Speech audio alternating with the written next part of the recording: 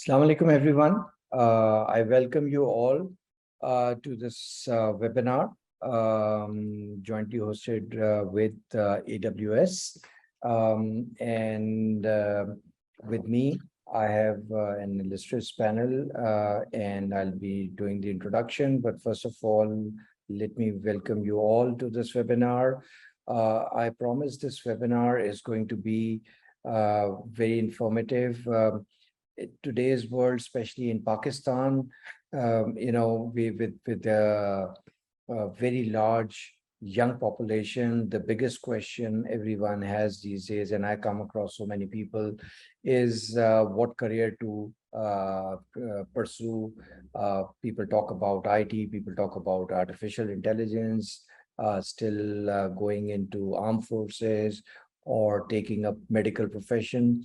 These are all questions which start popping up when we are young, as students in our formative year, going into class 7th, 8th, where we have to start taking decision about going into pre-engineering or medical or commerce, and then moving on to O level, A level, or FSC, HSC, and then going into the university. And there's no one better to talk about this topic and give us his perspective based on his global experience than Mr. Asad Hussain, who's with us. He's our keynote speaker. And a brief introduction of Asad. He's almost 34, 35 years of career in HR recruitment at the local level, and then almost for the past 20, 25 years at the global level.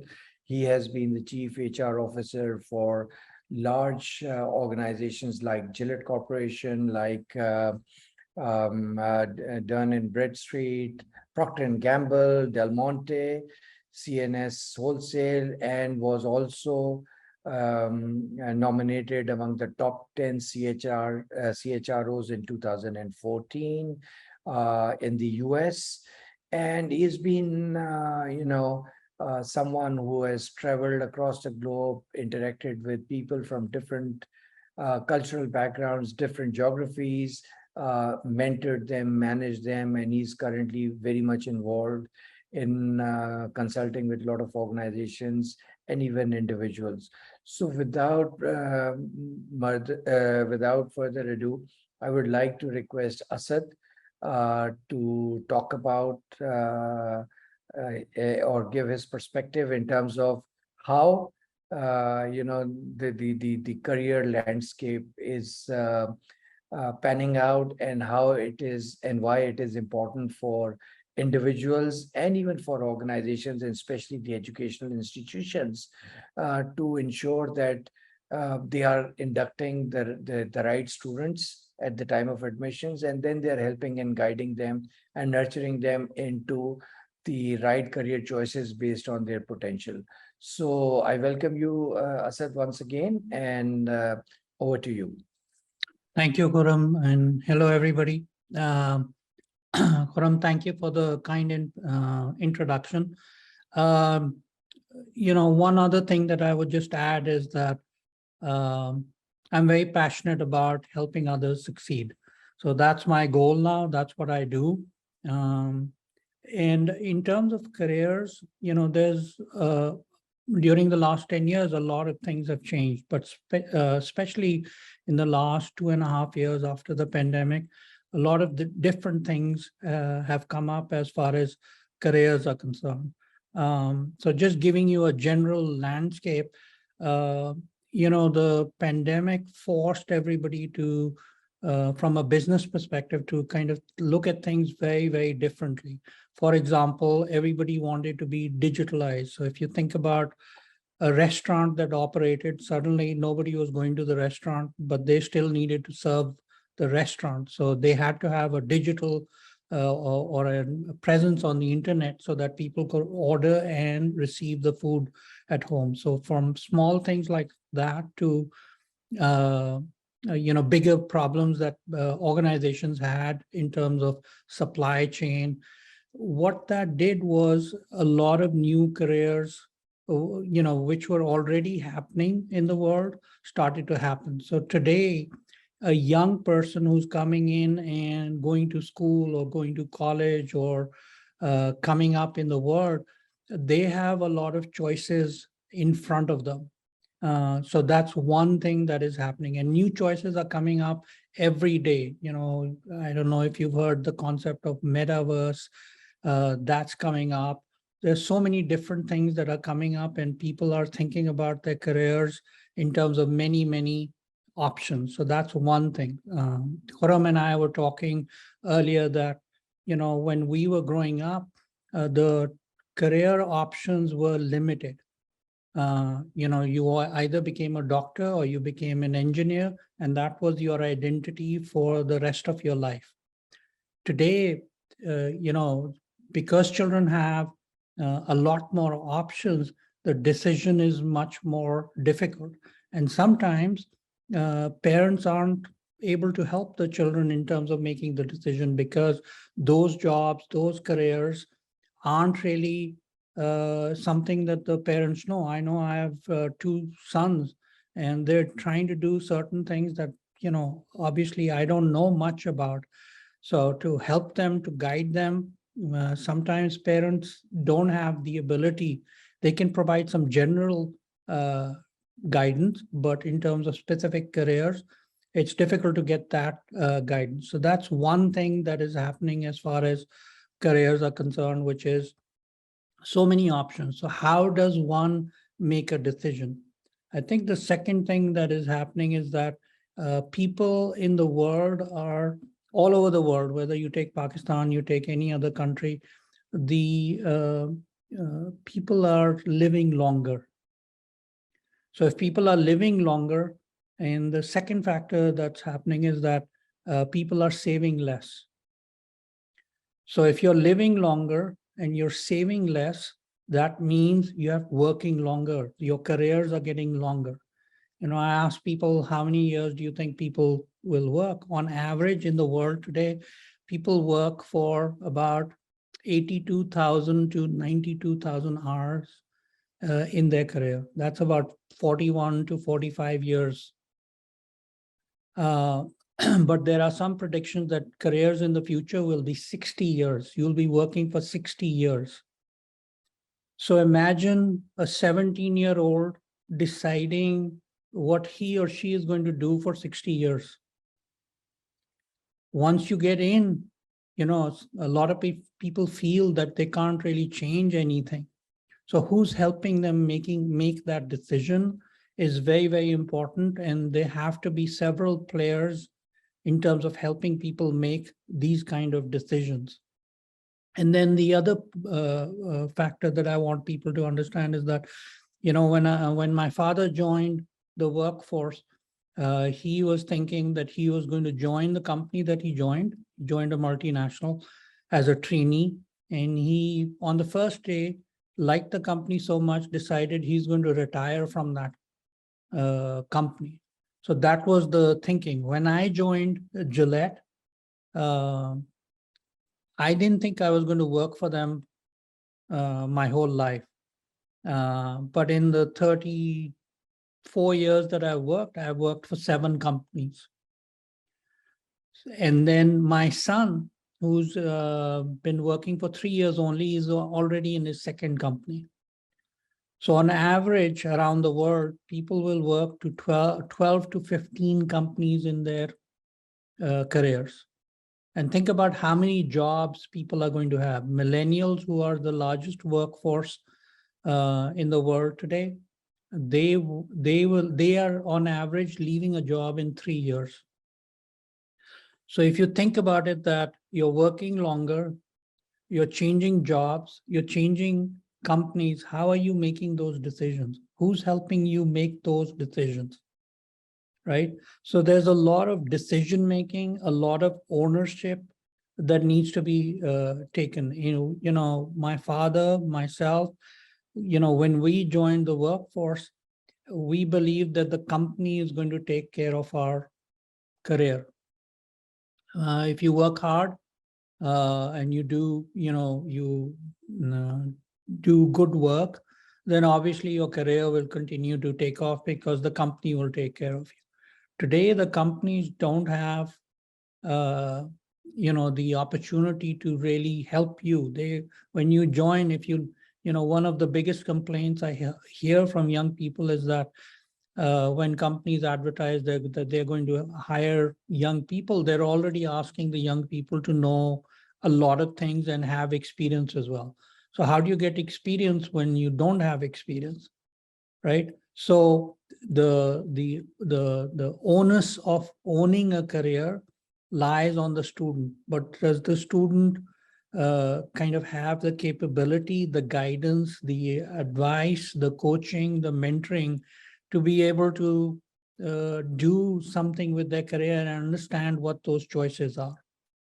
After the pandemic, one of the biggest things that happened was that people started to think about what is important to them. Some people unfortunately lost family members, and that gave them an opportunity to think and say, okay, what am I doing in this life? I'm working 20 hours a day. I'm not seeing my family. What is the purpose of all of that? So people have started to question where they want to spend time, what is important to them. And as a result, a lot of people have said, I don't want to do this work. I want to have my own company, or I want to do things very differently. How the question is, okay, how are you, who's coaching you, who's advising you to make those decisions? Where are the people who could help you make those decisions? So a lot of people are seeking advice and coaching, and there are many different players. Like I said, there's parents, there's advisory uh, associations or committees in educational institutions that need to do that. Organizations need to do that. And then there are consultants and coaches and mentors that are available. But there's a lot of people who need uh, to be able to step up and help people uh, get help in this world of work that is changing. A lot of people are saying, okay, I want to work from home only, or I want to work from the office only. So how do you make those decisions? What implications does those decisions have? All of that needs advice and coaching when you're specifically starting up your career. So I'll pause there, and if there's some questions or any other questions, Khurram, you have or the panel has, I'm happy to answer them. So, Asasab, thank you very much. I've requested all attendees that they can use bottom me. There is a Q&A tab. They can click on it and pose questions. And Asad, what we'll do is once we go through the all the presentations, then we'll take the questions subsequently. Or if there is something very interesting which is posed, then I may ask. So if you want to continue, please do that. Yeah, so I think, I spend a lot of time every day coaching people, from very senior level people to people who are just starting their career or people who are stuck in their career. One of the biggest things, the opportunity that all of us have is that, a lot of people fall into a career without guidance and then they feel stuck. They did not do a lot of, let's say, discovery or exploration or guidance in terms of what do I want and where should I go? Sometimes people choose a career because they think that that's what my family would want. And, if I do anything less than that, then the family is not going to be happy. But when I encounter those same people 10 years down the road, they're very unhappy because they're doing something that they don't want. So one of the critical things that I would advise young people to explore, and there's a lot of stuff on the internet to help you explore yourself, which is what do you really, really like doing? Where the kind of things that you do um, that give you a lot more energy. Like, for example, right now, what gives me energy is waking up and finding out that I'm going to have a discussion with somebody to help them with their career. That gives me energy. So whether I get paid or I don't get paid, I want to do that for free if I can, right? So finding those kind of avenues is very, very important in terms of advice for people, that what should I do? Listen to a lot of people, but then you have to step away and kind of say, okay, I've gotten all this advice. What do I really want to do? And the other thing I want to give you an example is that, uh, you know, one doesn't have to kind of say that, okay, if I am not the CEO of a company, I won't be successful. You have to choose. Today, the world allows you to, because of how careers are built, people, you can choose different things and still be successful. I talk to people about two things, that when you're building a career from a long-term perspective, yes, money is important, but there are two factors. There's a success. What does success look like for you? And success means everything that is outside of you. So, for example, people feel that, okay, I'll be successful when I have a very nice car, or I'll be successful when I have a big house, or I'll be successful when I have this much money in my bank account. Those are all good goals to have. But what gives people happiness in the longer term is fulfillment. And fulfillment is everything that is inside you, right? So, for example, fulfillment for me is helping other people, right? So that's how I get fulfillment. I have success, but I also have fulfillment. So when you think about careers, you have to kind of think about that, okay, how do I want to contribute? Some people think that fulfillment is about making my community, my world, or my country better, right? So what kind of success do you want, and what kind of fulfillment do you want, and therefore which career is going to help you do that? So that's the general, like in a summary, my advice to people is that I have a son who's 23 years old, and he graduated last year. He has a degree in environmental studies. But he started off, first he wanted to do computer science, then he wanted to do something else. Now he's graduated in environmental studies, and is now saying, I want to do something else. He's working, but he wants to work in kind of. So people like my son, the first, and here in the US, it's possible. What he's going to do is he's going to try different things and see what kind of things he really wants. One thing he's figured out is that he doesn't like working in the office, and he wants to be outside.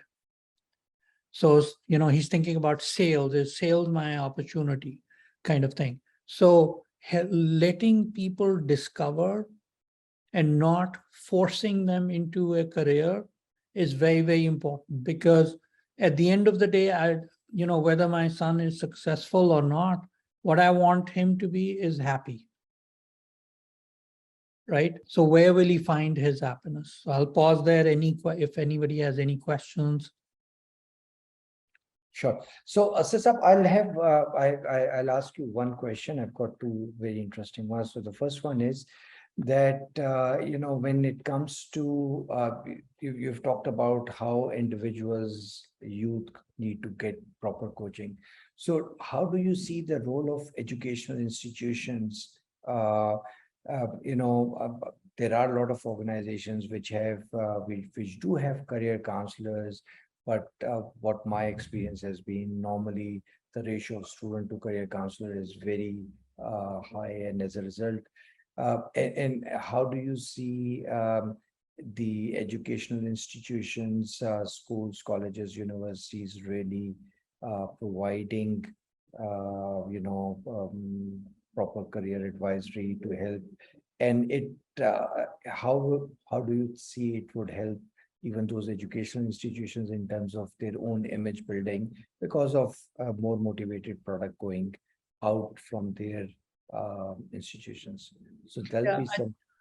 I think it's not just going out, but coming in as well.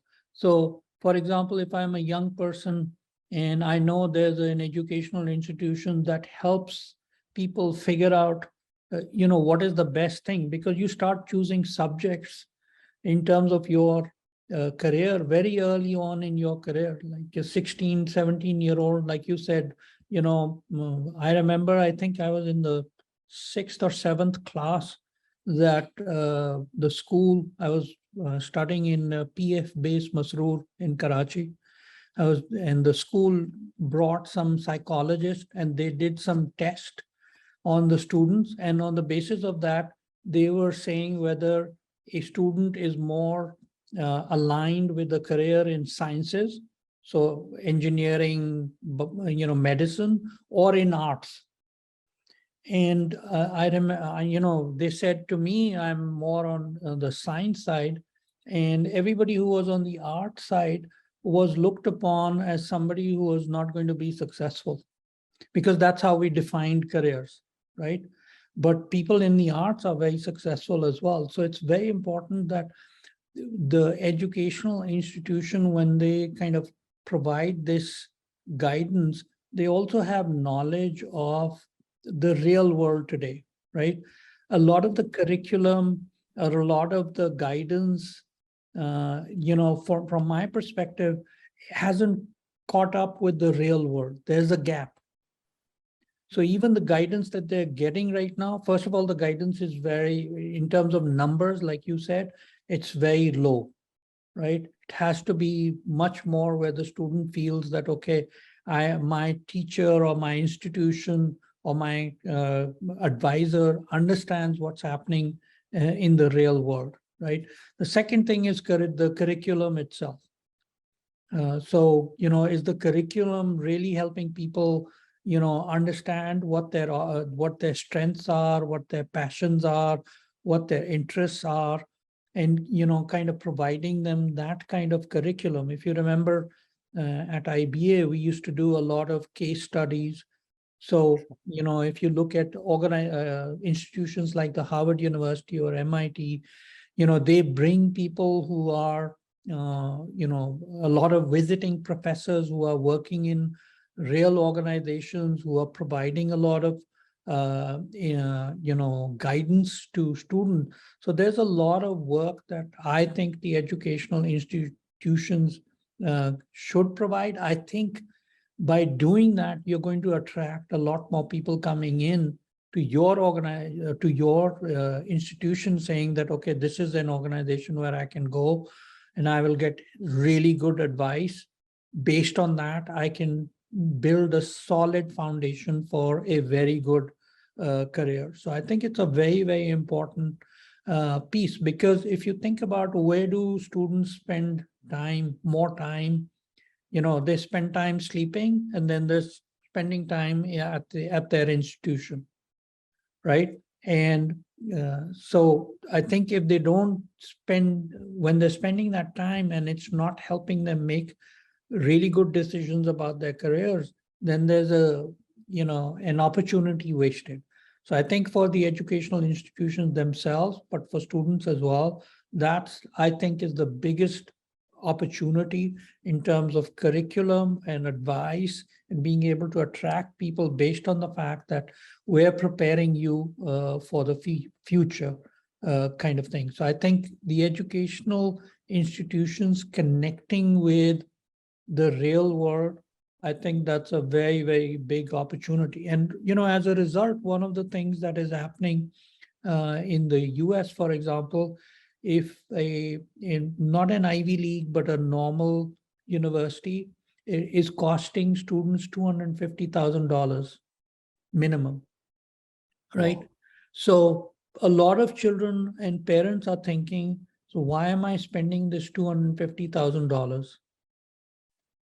And if I take the $250,000, give it to my son and say, go start a business at the age of 17, 18, and there's so much opportunity, isn't that a better deal than getting the education? Because the education isn't helping me get to where I want. So people have started questioning the fact that, okay, why would I get this education? Because there's this gap of what's happening in the institution and what's happening in the real world of work.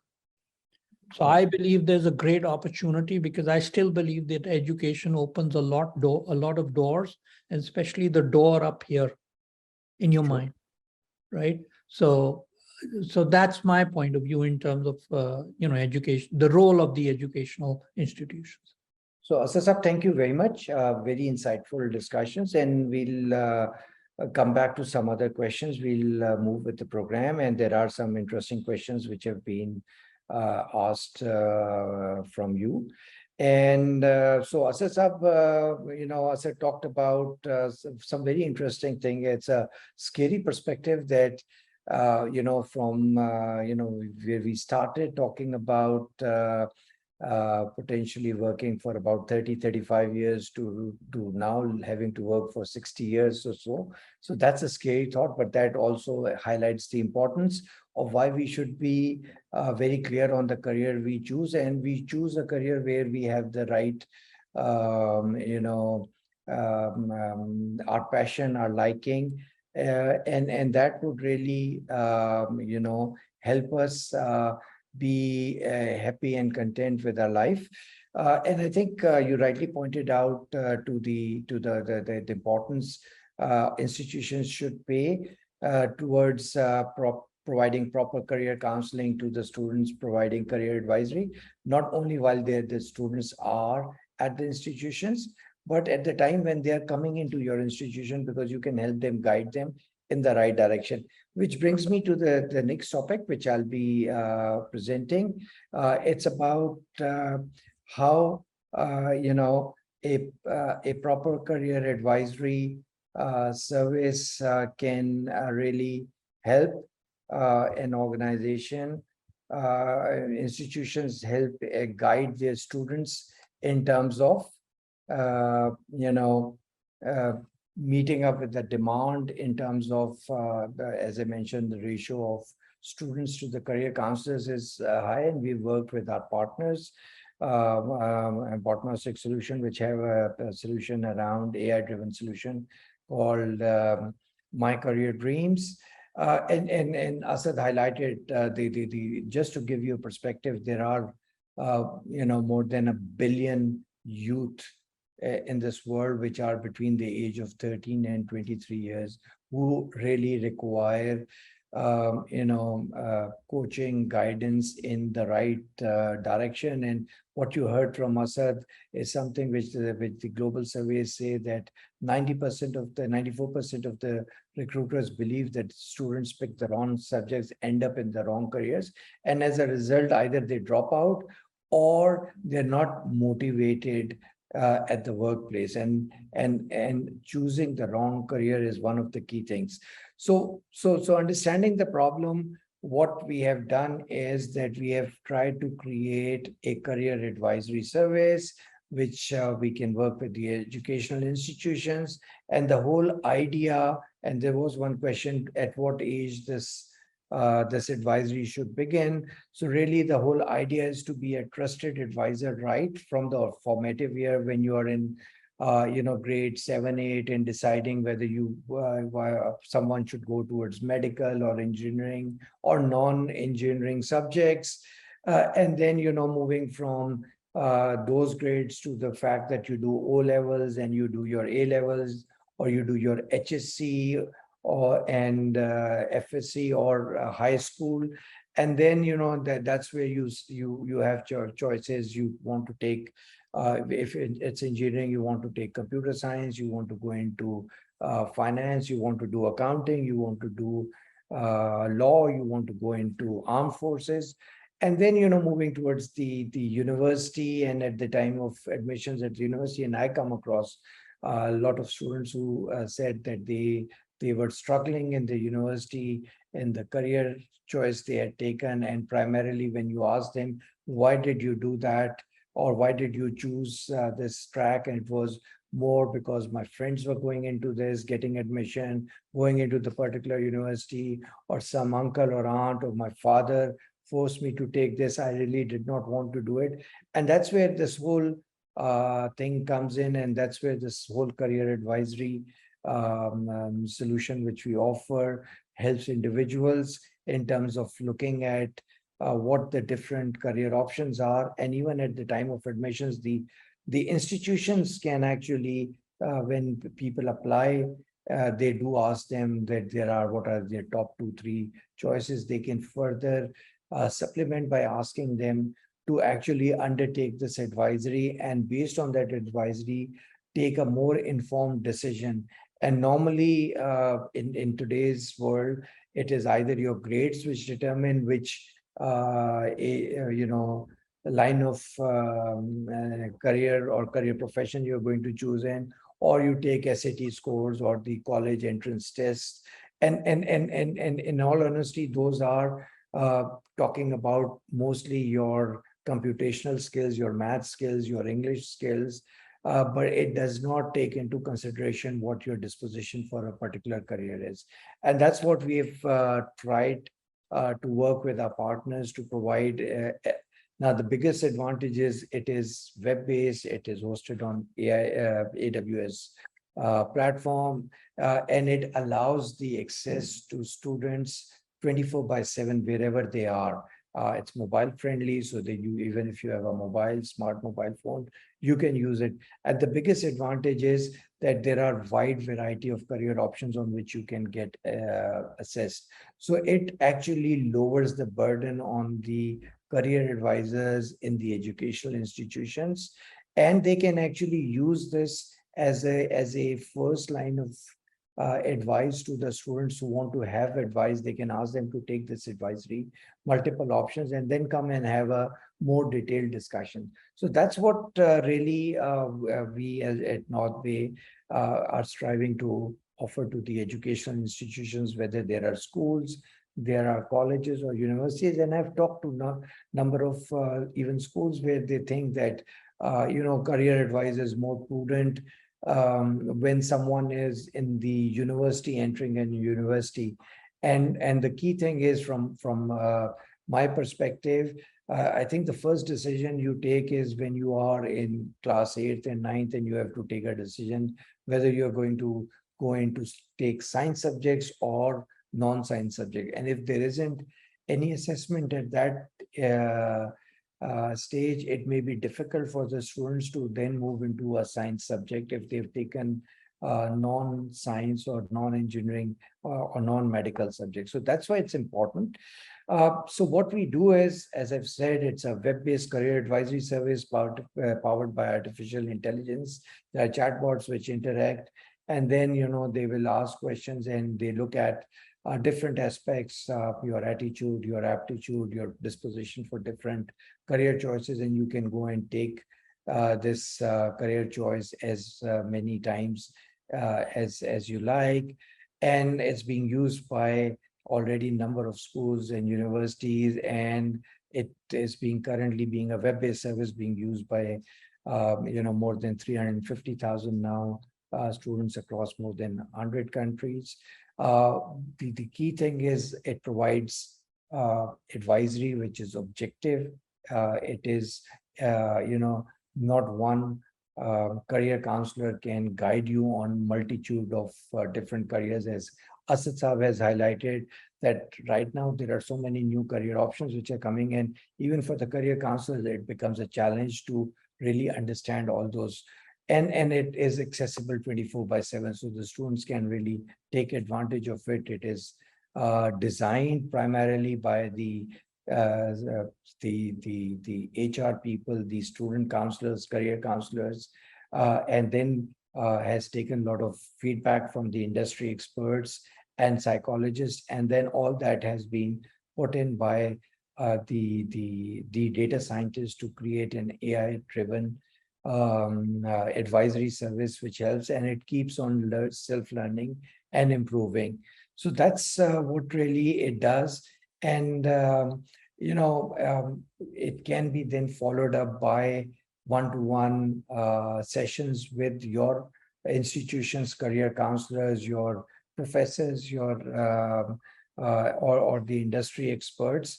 And it's easy to because it's a web-based solution, so it's very easy to install. And any educational institution can be up and running and can provide the service, start providing services to their students or prospect applicants for admissions within a matter of week or so. So that's some of the key things, and it all talks about providing with the institutions with a lot of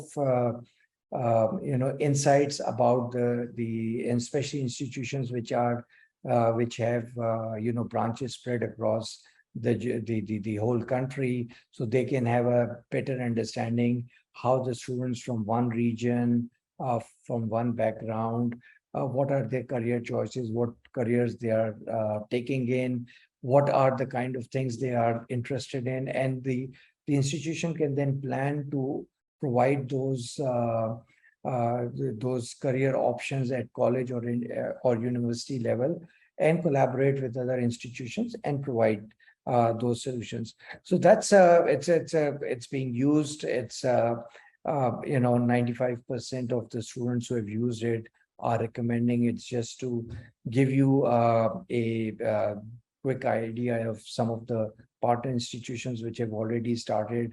So it can be whitelisted. So when the students come to your website, they see this as your website, and at the background, our solution would be working. So this was just to give you to the educational institutions and the career counselors an idea as to how they can actually benefit by providing this service to their students, to the students who are looking to get into your organizations, your institutions, to get educated. And something which Asad, mentioned earlier also, that it really helps build the image of your institution as a quality institution, because if you have people who are being placed in the right career options based on guidance provided by you, then they will go out motivated, and that will create a positive image of the of the of the institution. So there's one very interesting question which says, those parents or children who are not able to figure out the best career field on their own, where should they look for? So this is the solution which can actually help them, irrespective of where the geographical boundary they are in, that they can actually go and utilize this service to actually get a better assessment. And one thing I would like to highlight, and I'm sure Asasa will agree with it also, is the fact that a lot of time it's not just the students who need career counseling, but it is at times the parents who need to see how to understand what is the potential of their children, and then guide them and help them pursue those careers, rather than a lot of times thinking that they know what is best for their children and pushing the children into those career paths which the parents themselves believe. So that's very, very important. I'll stop at this, and there will be more questions which we'll be taking. But I would like to now, at this stage, invite Nadeem Chaudhary to come and share his perspective. And he has a very interesting perspective to share, because just let me just introduce Nadeem. He's a business professional with almost 20 plus years of experience in sales, business development, partner management, and in education. And he's currently with AWS and looking after the education sector.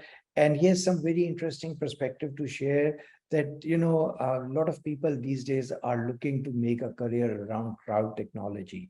So when we talk about cloud, Just like in today, if you want to say, I want to become an engineer, the question would be what kind of engineer? Computer science, electrical, electronics, mechanical, civil, genetic engineering, etc., robotics, AI. Similarly, within cloud, there are so many interesting options. So I'll request Nadeem to come and share his thoughts about how being part of the AWS education, how he sees the importance of proper career guidance, even in terms of students who are looking to adopt cloud-related career options. So over to you, Nadeem. Thank you very much, Khurram. It was very, very insightful. I would say presentation from both Khurram and Asad Sab. Some of these things are totally new to me, very eye-opening. And I'd like to try and talk, to the same points that you guys are raising as well. But I'd like to start off by not just speaking specifically about cloud advisory services, but I'd also like to lean a little bit more towards, career advisory services. I'd like to lean a little bit more towards cloud roles. I think one of the main things that most of the people in Pakistan that I spoke to as of late have been interested in finding out was, what roles do we get into? What are the right tech roles that we should be looking into? And actually, a couple of questions within the Q&A also state the same. Sorry, there's something in my eye. So I'd like to talk a little bit more towards why cloud roles are very important. And this may sound like one of those same nudges that parents do, like you should go become a doctor or you should go become an engineer. And I'm here talking about why cloud roles are great. But I'm going to just lay out the statistics and the facts. And the reason why I want to do that is because this is definitely the most, in-demand industry at this point in time when it comes to tech around the globe. AWS is one of the top 3 hyperscalers in the world. It's one of the fastest growing companies on the planet. It is most certainly going to continue its domination in the world of infrastructure. And with the way things are going by 2025 or even 2050, we're going to see a large portion of the world at operating on AWS or working with AWS in one fashion or another. So that is one of the main reasons why I wanted to anchor my conversation around cloud roles. Now, why do we want to talk about cloud roles in the first place? And why is cloud so important? And one of the main things is because cloud migration has accelerated significantly. This had actually already been going on all the way leading up to 2019. But with COVID, this accelerated manifold. Lots of organizations, enterprises, SMBs, and governments are migrating to infrastructure that they do not need to maintain any longer, and hence the need for cloud roles. What are the organizations? Why are the organizations moving to the cloud? Why is cloud that important? What are the benefits that they're achieving by moving to the cloud? So the very first thing, and I think this is very important for most of the business students that may be here today, the faster the go-to-market you can achieve, the better you have, better chances you have of succeeding. And that is, I think, a rule of thumb when it comes to launching new products and new portfolios. And with the cloud, that is accelerated manifold. And how do we go about doing that? If I could just explain for a minute. I'm sure that you realize when you're ordering infrastructure and you're deploying that in your organization, you have to go through that entire supply chain management, right? You've ordered a hardware, a component and that or a device, and it is actually going to come to your country, and then it is going to clear the customs, and then it is going to get on a shipping, it's going to get on a cargo trailer, and it's going to get moved to your site, and then it's going to get deployed, and you're going to have an organization come in to deploy that for you, and that in itself takes its time. So all of this end-to-end process has been taking several months in the past, and with the advent of cloud, we've been able to minimize that to minutes or hours, and in some cases, when we're talking about very large enterprise applications, this may go down to days, but definitely not beyond that. And that in itself has been one of the biggest aspects of why cloud is being adopted across the world. It provides high-grade security because that's primarily one of the first things that any government or any high, security or demanding organization would be asking for, like a bank that has secure data they do not want anybody to get their hands on. And similarly, government institutions as well, telecom operators as well, they handle very sensitive PII information. PII stands for personal identity information. And then you also have the instantaneous rollout of application across the world option. So the application that Khurram was talking about, that application, you could actually develop it in Pakistan and you can roll it out on all the data centers across the globe with just a click of a button. And that gives you instantaneous access to multiple geographies instead of you just targeting the geography that you yourself are based in. So you could be a 4-man software house based out of Pakistan that develops an amazing application, and you could immediately start servicing Norway customers or Japan customers with zero latency. Enhanced customer experience for international clientele, and that's what I was just speaking to just now. So no capex and hidden costs. You have pay-as-you-go models, and that exactly is what has been accelerating cloud adoption. You don't need to pay for extra hardware. You just simply pay for exactly what you need. If you have spikes, if you have higher utilizations, the bill automatically adjusts. If you have lesser utilization, the bill adjusts as well. And pay only for what you use is exactly in line with no capex and no hidden costs. So when it comes to cloud adoption, the biggest challenge isn't really technology. And this is a conversation that has been had with several enterprise leaders on a very regular basis all across the globe. And we've been talking to them about what we can do. How can we help you adopt cloud? And they say the reason why we're not going for additional cloud is because we've already acquired all the resources we could find. We don't have enough certified or cloud-ready people in the market at this point in time. And that has started building a gap.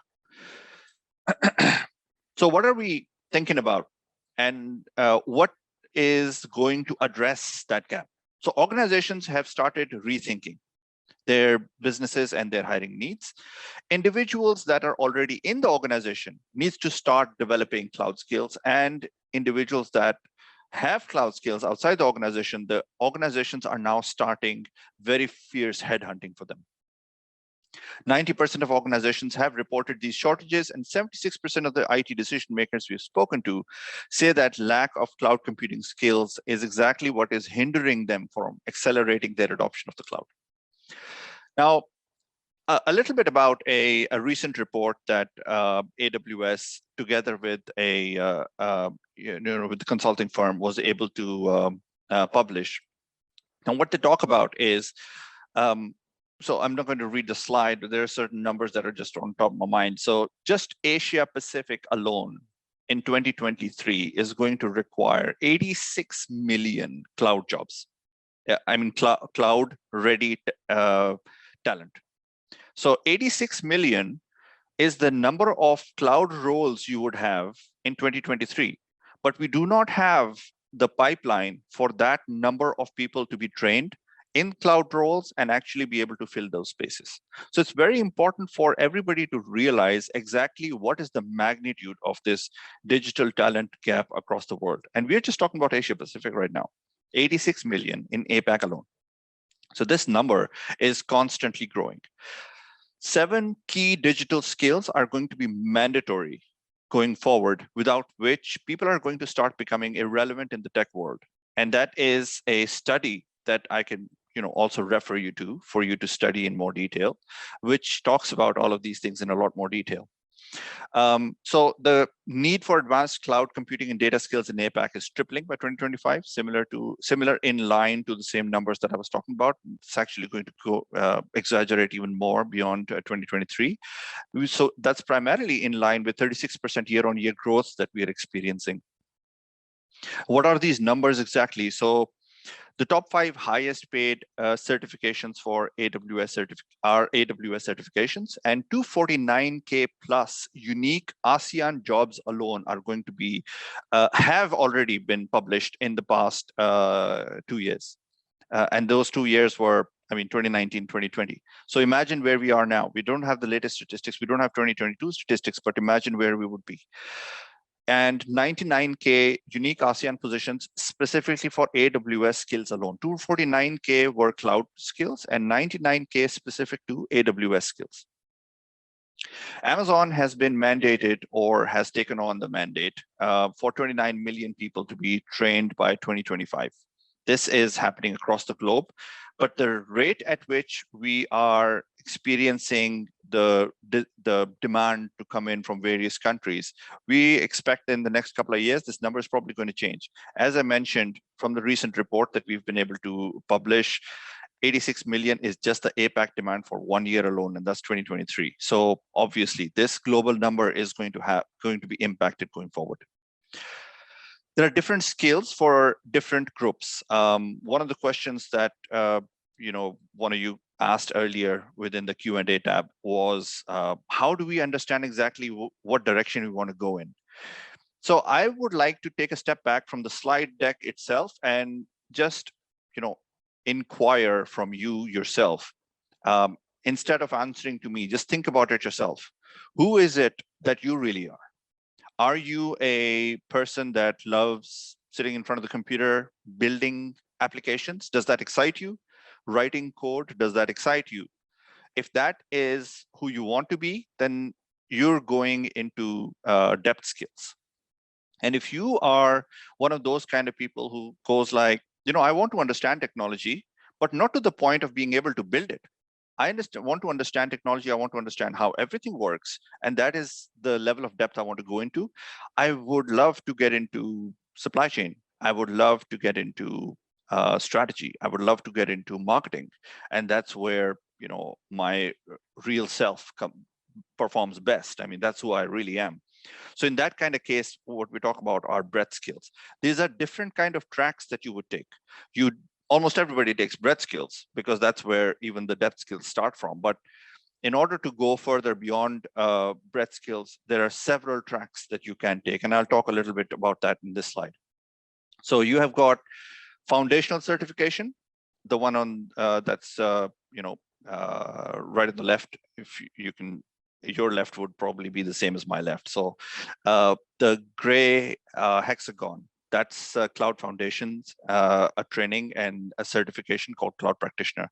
Almost everybody has to go through that. Following that, you've got an associate level certification, which takes you down the depth track. And that's primarily 3 different roles this is targeting. A solutions architect is one that builds an environment on AWS. A developer is one that builds an application on AWS. A SysOps admin is one that maintains the environment. So, you've got somebody that creates an environment, you've got somebody that creates an application that goes into that environment, and then you've got somebody who maintains that environment. Professional certifications are an extension of the same, and it's pretty awesome if you are able to go down the track of professional certifications. There are limited number of people that go down this track, but associate level certification is an absolute mandatory certification for you to be considered a cloud tech individual. Specialty certifications that are stated here are considered to be the toughest, and that's primarily for you to decide on which direction you want to eventually become a specialist in.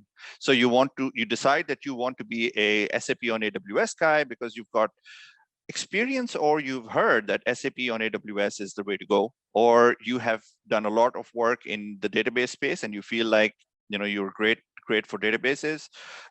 Or maybe you're ex-Oracle. I mean, they've been the database king for a very long period of time. So if you feel that those are transferable skills more than this would most certainly be the direction for you to take.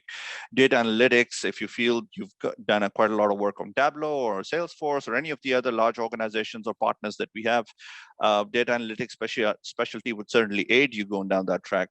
And advanced networking, machine learning, security, all of these are specialty areas that you should definitely consider exploring. If you wish to have details about each of these certifications in terms of how do you want to go down this track, how difficult each is and all that, all of this information is available on the website. Please feel free to access it. So let me just push this through because we've already talked about it. So this is pretty similar to what I was just talking about. It actually does refer to an additional course that is just upcoming for one of our programs. So let me just start off by stating what exactly, what was the original slide that I pulled this from.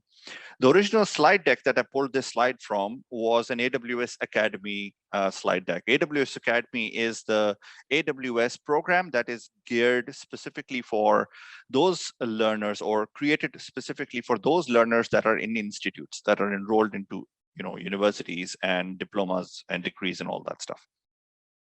And it talks about the various programs that are included in AWS Academy, and also how these lead up to certifications. So you can see here that you've actually got AWS Cloud Foundations at the very top, leading up to AWS Certified Cloud Practitioner. This is for the breadth level foundational course. Then you've got AWS Academy Introduction to Cloud, AWS Introduction to Cloud, also leading up to Cloud Practitioner. You've actually got a new course that has come in here recently, and that is the AWS Academy Data Center Technician. This is part of the AWS Academy going forward, and AWS Engineering Operations Technicians. These are new courses that have just been added to AWS Academy. I'll just skip this slide because this might be a little too complex to discuss at this stage. And then we have the long list of about 130 premier tier partners that we have across the globe. These are AWS Migration Competency Holding premier tier partners that we have across the globe. These are located in most of the countries of the world, but some are a little bit more regional, and that's primarily because you might even see some names here that are GSIs with headquarters in India. And for obvious reasons, they don't have an operational office in Pakistan. You may see some of their names over here that are very well known in the Asia Pacific territory and do not have any presence in Pakistan or other countries around here. But some of these definitely do have a presence in Pakistan. And NorthBay Solutions is actually AWS's largest premier tier consulting partner based out of Pakistan today. They are absolutely massive. So and one of the people I know that's on the call right now is Sumama Zaim, who knows quite a bit about NorthBay Solutions and other AWS enterprises and partners in Pakistan. So please feel free to reach out to him as well. And he's the head of our user groups in Pakistan. AWS community, sorry. Industry leaders that migrated to AWS.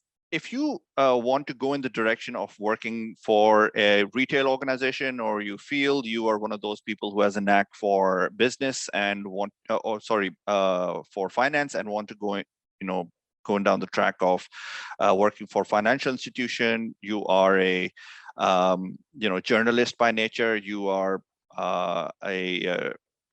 somebody interested in media and entertainment, somebody interested in the tourism industry, or you have experience in either of these, you've got every single organization from every single vertical in AWS today. So you have the opportunity to use those skills that you acquire from the certifications to pursue your career in the type of organization or in the type of vertical that you feel like working in. So coming back to the original theme of the webinar, and that is about career counseling and the value of career counseling. You'd notice out of all of the different boxes that I was showing you, it does get a little complex. It does get a little difficult for one to maneuver through and for one to be able to, find their way. And this is where career counseling and career guidance plays a mandatory role.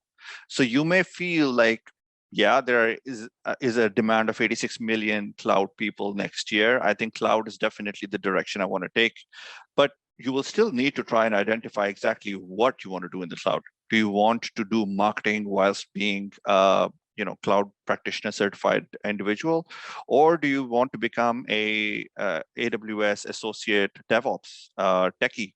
It completely depends on what's your aptitude, what your previous skill set is.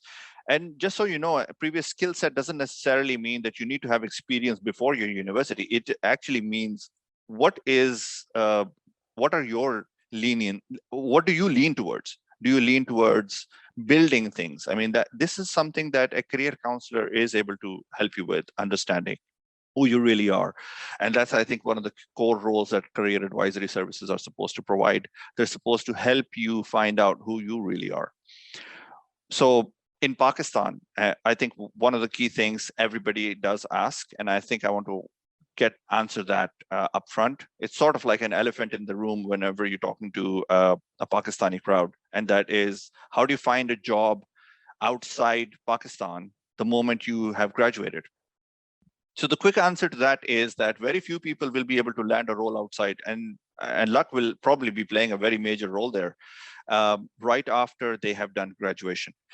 But there are very professional organizations in Pakistan today. If you're able to prove your mettle in any of those organizations as a cloud developer or somebody that has ample tech knowledge and has been able to perform their duties really, really well, there is no reason why international organizations like AWS would not be interested in you. I have several friends that have applied in AWS across the globe and have been able to land their jobs. And similarly, in Microsoft and Google and all the other hyperscalers as well. And the reason why I'm telling you this is not because the fact I'm in AWS, but because this is a common theme that everybody seems to be coming up with. How do I land an international role? And I think it's one of those kind of things that everybody wants. They start going like, Oda Putra Bar Kam Karda. So that kind of thing. It's that kind of approach that almost every family does have. So it's important for you to consider that if you want to go down this track, it's definitely worth taking your time to get these certifications out of the way, take care of your career very carefully, know what you want to be, work with an organization, prove your mettle, and then do what you feel like is best for you. And that brings me to the end of my presentation. I hope that helps a little bit. I may not have been able to answer all your questions, but happy to take any if you have now. Thank you very much, Nadeem. Really appreciate. Very interesting. The numbers are mind-boggling when you talk about the cloud, and I really, it's interesting to see how different options are there. And you rightly pointed out, even going when you talk about cloud, what to do in cloud is something requires a lot of counseling, a lot of advisory, and would really depend upon an individual's perspective. So really appreciate your giving a perspective around cloud. I've talked about I think just to before I start taking a few questions, just to let you know, on the screen you can see our contact details if you are in an educational institution, career advisory service, which want to really take advantage of the career advisory platform which we have built and which can be made available to you, to your students. We'll be more than happy. Please contact us on the numbers. We'll be sending you a follow mail also. So look forward to interacting with your institutions, your organizations, and to see how we can work together with you hand in hand in providing proper career advisory to the students in terms of shaping up their careers. So there are a few interesting questions I would like to talk about. Some of the questions we've answered while we were responding. I've seen Asad answer a couple of questions. So there's one very interesting question which says, what are the career advisory options available in Pakistan? So in all honesty, I'll take this question. In all honesty, every school or college does claim to have career advisory service. But as I shared, the fact that in most of the cases, the ratio of students to counselors is too much, which does not really allow the career counselors to address the concerns of all the students. And at times, students are a bit shy even in terms of getting advice. So they, reaching out and talking to someone, they are shy. So and then the other thing is a lot of organizations, and being a father of three children, I can tell you I've gone through those interactions with some of the institutions where the focus of the career counselors is, rather than assessing the right career choice or advising, they would simply ask you, you want to do engineering, you want to go into computer science, you want to go into medical. Okay, we'll tell you how to apply to universities. And that's where it is guiding, but it's not really looking at whether someone can go into computer science or not, whether one can do law or not.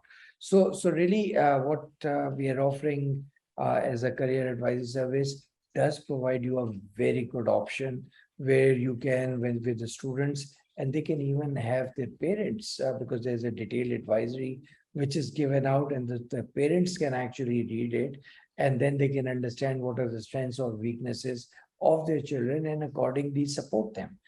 So I think while there are some career counseling, services, but this kind of a service, which is quite unique, it is driven by AI. It's not limited to one or two or three careers, but wide variety of careers, and we keep on adding those. So really, this opens up a very good avenue for students, parents, and institutions to subscribe to the service and really take advantage of it. So that's something which, from my perspective, there's a very interesting question which says that, is it recommended to opt for spending time in internships and focus on exploring one career option, or spending time on courses and boot camps exploring multiple career options? Asad, would you like to answer this? Yes, so I think, one of the things, internships are a very good vehicle for people to understand, what is work life. So if, you're very young, you're in school or high school, and you go into an internship, if you're able to do that, that gives you not only a perspective of what career options, but what is work and how do you fit in the world of work, what happens at work. So I think that's very important avenue for people. When you get to universities, colleges, and you do an internship, very important that you choose an internship that is designed to give you some learning about a function or a career kind of thing.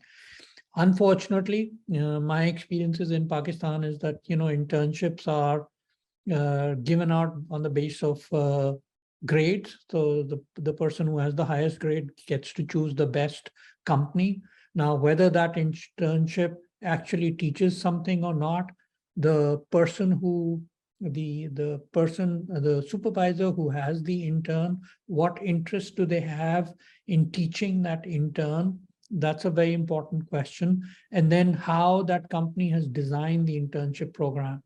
I'm from IBA. I did 3 internships, and I look back at those internships. Only one was where I got, I wanted to do marketing that was my intention as my career. And there was only one internship that really kind of helped me think about, okay, how do you do market research? How do you do pricing in marketing? The other internships, I followed them because they were a really good company. So I wanted to kind of show it on my resume that I have, done an internship with a very good company. But the essence of choosing the internship should be that, this internship gives you an opportunity to understand. And I think as a mindset, when I was a student going into the internship, I was looking at, okay, I'll get paid and I'll get some experience. I'll learn a few things, but I wasn't thinking career, because nobody put it in my head that this, you want to do marketing as a career, go and do an internship in marketing and figure out whether you really want to do marketing, or should it be finance? Should it be some other function? So I think that's where the role of the advisor comes in.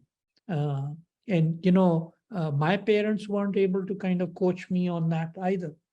because they were happy that, okay, my son is going to a good school and he's doing an internship. They were happy with that.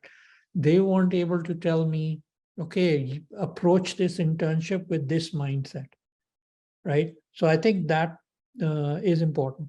Part of the bigger advice is that, you have to try different things in order to understand what you don't want to do. Career choice is more about what you don't want to do and less about finding out exactly, okay, this is what I want to do. There's a question here that, okay, I'm confused. There's so many options. How do I understand? I would highly recommend people making a list of things that you don't want to do. That kind of starts taking you into, okay, what are the things that are left? And therefore, what do I want to do? Because the easier thing is to say, I don't want to do this, I don't want to do that. You've eliminated things. And in your career, try things. Trying things is very, very important, because if you don't like something or if you don't do well in something, it doesn't mean you failed. It means you've understood what your path is. So you have to kind of think about it from that perspective. But again, there's a role that like IBA should play in determining what kind of internships are organizations in Pakistan offering and where are we going to send our students. Because, some of those internships were very ill-designed. They did not help me. Right. So that's where the advisory service of an educational institution comes in to say, I've got people students with this aptitude, and then helping them with this kind of internship. So internship we should have internships at the school level as well, not just at the university level, because sometimes that's too late. Yeah. So the 7th, 8th grader or the 9th grader, we should have some kind of, internships. And that's where the name of the educational institution, their influence, their ability to connect with organizations comes into play. And that becomes a more wholesome, bigger kind of approach that educational institutions need to have in terms of helping people navigate this whole world of careers that is happening. Khurram, can I also answer one other question that I saw? Somebody asked that, okay. Asad sir, just before you start answering, I just want to say that in parallel, I'm just launching a poll. There are few questions. So while we are all listening to Asad sir, I would also request the attendees to take time and respond to those poll questions in parallel. So please, Asad, continue. Okay. By the way, I didn't mention this, but Nadeem, excellent presentation. I really liked it. I appreciate you presenting and your thoughts. I think somebody asked a question that, okay, career shift. So if you've been working for 5 to 10 years and then you want to make a career shift, can you do that? So there is a professor in the London Business School who is a worldwide kind of guru on the world of work. And she does a lot of, she's written a book, she goes to the World Economic Forum and talks about a lot of this stuff. So she has a lot of research. So one of the things that, she has mentioned in her research is that, just like Nadeem mentioned, that by 2025, 87 million jobs will be wiped out. The jobs that exist today, 87 million jobs around the world are no longer going to be existing because of automation or artificial intelligence, or for whatever reason, the shift that organizations are making, 87 million jobs are going to disappear. But at the same time, 97 more million jobs are going to come up. Right? So there's a shift happening. So if we think that I have only a career in this area and I cannot shift, the world and jobs are shifting. right? So absolutely, you can make that shift. A lot of people who are coming to me, like I mentioned, after COVID, they're saying, I don't want to do this. I want to do something different. Because of the resources that are available in the world today, and because you're not tied to one geography, you can absolutely make that shift. And the careers of tomorrow are going to be where people are going to work, then go back to an educational institution, learn, make a shift, work, and then learn again. Because imagine your career is 60 years, right? So you're going to have multiple careers in those 60 years. It's not going to be that I'm going to be only in HR or I'm only going to be in this. I told you my older son, he's in HR. He has 3 years of work in HR. Right now, he's doing a boot camp with Columbia University in cybersecurity because he said, I don't want to work in HR. He has a degree in HR. And he's saying, okay, I'm going to go in cybersecurity. So I think you have to have the right mindset and kind of say, okay, what do I want to do? Be ready to make that shift. But a lot of people are doing that. So yes, absolutely, you can pivot from one place to another. I think one other point that I want to kind of reinforce is that when people think about careers, they think about jobs. Okay, stop thinking about jobs. Jobs aren't going to make careers. What's going to make careers is skills. So when you're kind of thinking about, because jobs will disappear. The roles that we are doing, the kind of work we're doing, they won't exist anymore because the world is going to change so much.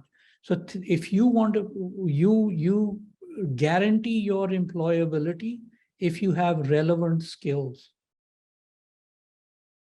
right? So if you're an educational institution, are you helping students build relevant skills? Sure. Right? And if you are a individual, you have to have the skills that are relevant to the world of work today, but you have to have two other things. Can you reskill? And can you upskill? Sure. Okay, upskill means you have something right now. Let's say you know a little bit of technology. Upskilling means, okay, learning cloud, right? You're still in the same kind of field. Reskilling means you're going from, let's say, technology to say, okay, I don't want to do technology, I want to do something different. So as an individual, can you unlearn and can you learn? Those are two of the greatest things that you can do in terms of having a career today. Sure. Because people think that, okay, man, I've done 4 years of university, my learning is finished. True. Thank you, Asasap. Just a reminder, most of you have responded to the poll questions. We should be closing in a minute. So those who haven't, please, I would request you to also respond to the poll questions. Very interesting trends I'm seeing. Coming to Nadeem. Nadeem, would you like to take up any of the questions where we've already responded, where you want to add anything, especially around people asking questions about changing career options, etc.? So I had actually mentioned that they could reach out to your email address because I think that is where NorthBay would be probably able to help best. Nevertheless, if this is more centered around them getting reskilling to a cloud role, then I can certainly take that up. But I think we need to probably take that up offline and understand a little bit better where they're coming from and where they want to go.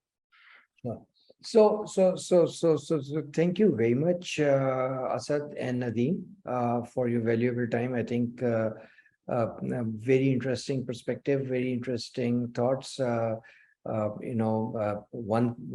thing which will keep me awake at night tonight is, Asad, I thought I was uh, close to my retirement, and you've just added 20 more years to it.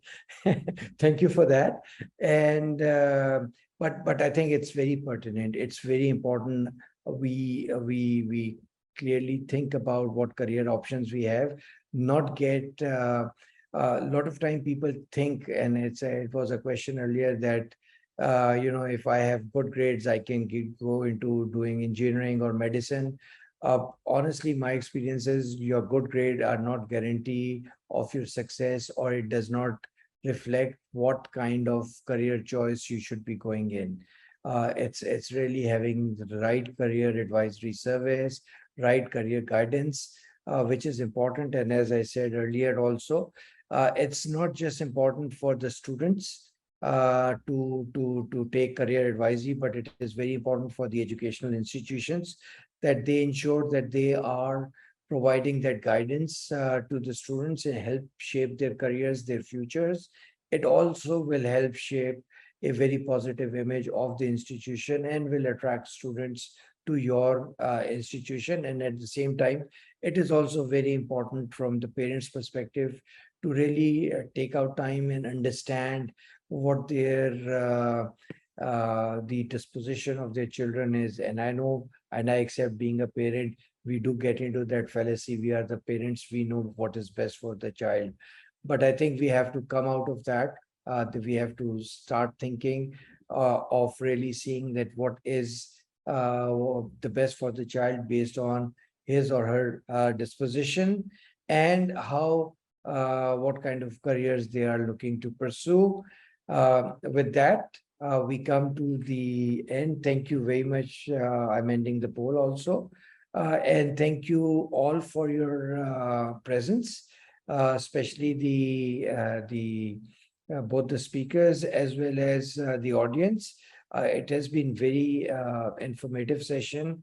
And on the screen, you can see, especially the educational institutions and the career advisor. There is, if you want to engage more with us in terms of understanding how your organization can benefit out of the service, how we can help you create your white label space for you to offer career advisory to your students, especially those organizations which are spread across country, have multiple branches, and it becomes very challenging and expensive option to have career advisors who can provide that objective and unbiased career advice to students across the different geography. So once again, thank you very much for your presence. And at NorthBay, we'll continue to, come back to you with similar webinars around different topics. And Nadeem has talked about the importance of cloud and being a premier partner of AWS. Definitely, there are some very interesting, and being a training partner of AWS, NorthBay can provide you with a lot of guidance and consultancy even around your cloud-related career journeys. So once again, thank you very much, everyone, for your presence, for your support, and look forward to hearing from all the educational institutions who were represented today, and we'll be more than happy to provide more details and work with you on how you can really leverage the solution. And thank you, our partners. I would like to thank our partners, Prognostic Solutions, for supporting us and making the solution available to both the youth of the country, and not just the country, it's across the globe, and the educational institutions. With that, we come to the end. Once again, thank you, and Allah Hafiz. Thank you.